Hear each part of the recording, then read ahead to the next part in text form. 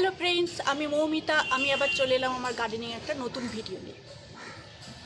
আজ আমার ভিডিওর বিষয় হলো জবা গাছের বিভিন্ন সমস্যা এবং আমরা তার সমাধান কিভাবে করব, কী ধরনের খাবার প্রয়োগ করলে জবা গাছের এই সমস্যার সমাধানগুলো হবে। জবা গাছের সমস্যা বলতে আমাকে অনেকেই প্রশ্ন করে যে জবা গাছ ঠিকঠাক বাড়ছে না, অর্থাৎ জবা গাছের গ্রোথ থেমে আছে, জবা গাছে ঠিকঠাক কুড়ি আসছে না, কুড়ির সাইজ ছোট হচ্ছে, ফুলের সাইজ ছোট হচ্ছে, ডালপালা মেলছে না, মাটির উর্বর শক্তি বৃদ্ধি এমন কিছু জিনিস মাটিতে প্রয়োগ করলে, এমন খাবার প্রয়োগ করব আমরা যেটা প্রয়োগ করলে মাটির উর্বর শক্তি প্রচুর পরিমাণে বৃদ্ধি পাবে। তার ফলে গাছের পাতা সবুজ হবে, গাছের পাতা সবুজ থাকবে, সহজে হলুদ হয়ে ঝরে পড়বে না, কুড়িও ঝরে পড়বে না, প্রচুর কুড়ি আসবে, ডালপালা প্রচুর বাড়বে, জবা গাছে প্রচুর ডালপালা মেলবে এবং তার সাথে কুড়ি ও ফুল প্রচুর পরিমাণে পাবে। এই খাবারটি শুধুমাত্র জবা গাছে নয়, যে কোনো গাছে আমরা প্রয়োগ করতে পারবো, যেমন অলকনন্দা, নয়নতারা, এছাড়া রঙ্গন, যে কোনো গাছে আমরা এই খাবারটি আমরা প্রয়োগ করতে পারবো। সেই বিশেষ খাবার সেটি জানার জন্য পুরো ভিডিওটি মনোযোগ সহকারে দেখতে হবে। এখন আমি সেই বিশেষ খাবারটি তৈরি করা দেখাবো, যা জবা গাছের সমস্ত সমস্যার সমাধান করে দেখাবে। শুধু জবা গাছ নয়, যে কোনো গাছে আপনারা এই খাবারটি প্রয়োগ করতে পারবেন। এই পাত্রে আমি 500 ml জল নিয়েছি। জলটিকে আমি হাত ছোঁয়া গরম করব। এখানে আমি যে জিনিসটি নিয়েছি সেটা হলো নেসকফি একটি পাউচ। এই পুরো নেসকফিটি আমি এই হালকা হাত ছোঁয়া গরম জলটি এই পাত্রে ঢেলে রেখেছি। এতে আমি পুরোপুরি মিশিয়ে দেবো, ভালো করে মিশিয়ে দেবো। মিশিয়ে আমি 24 ঘন্টা অর্থাৎ একদিন রেখে দেবো ঢাকা দিয়ে।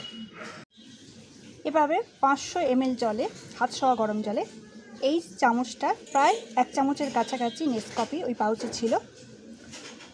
এতটা পরিমাণ নেসকফি মোটামুটি আন্দাজ মতো আমি ভালো করে মিশিয়ে নেব, হালকা গরম জলে ভালো করে মিশিয়ে নেব।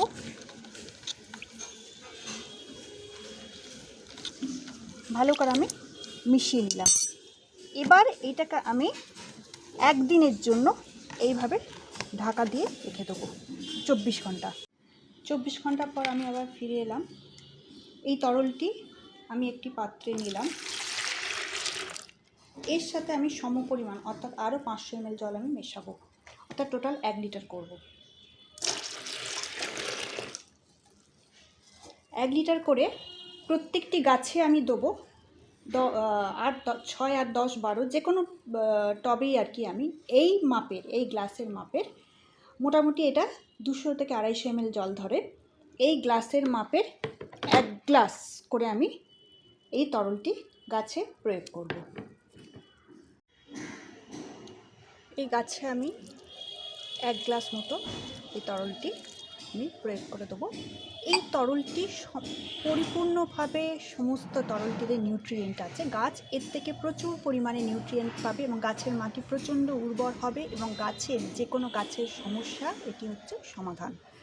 এই তরলটি হচ্ছে একমাত্র যে কোনো গাছের সমস্যার সমাধান, যে কোনো গাছ, এমনকি জবা গাছেরও সমস্যার সমাধান। আর বড় টবে বা মাটিতে যে গাছগুলি বসানো হয়েছে তাতে 1 লিটার করে প্রয়োগ করতে হবে। বড় টবে মানে 12 ইঞ্চির বড় টবে বা মাটিতে যদি কোনো গাছ থাকে, জবা গাছ থাকে, তাহলে তাতে 1 লিটার করে আপনারা এই তরলটি প্রয়োগ করবেন। ধন্যবাদ। এই ছিল আমার ভিডিও। আপনারা লাইক ও কমেন্ট করে আমার পাশে থাকবেন, এই অনুরোধ রইল।